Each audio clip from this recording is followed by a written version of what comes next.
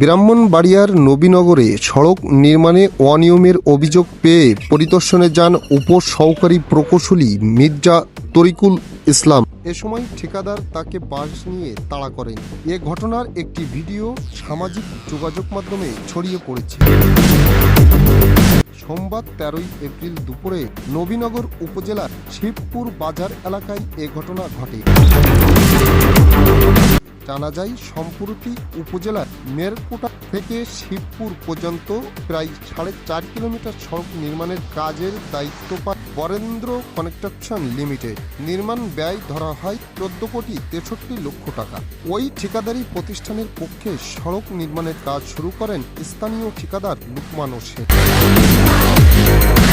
গতকাল রোববার এলাকাবাসী কাজে অনিয়মিত অভিযোগে বাধা প্রদান করে। খবর পেয়ে সোমবার এলজির ঊর্ধ্বতন কর্মকর্তা সহ উপসহকারী প্রকৌশলী ঘটনাস্থল পরিদর্শন করে কাজ বন্ধ রাখার নির্দেশ প্রদান করেন।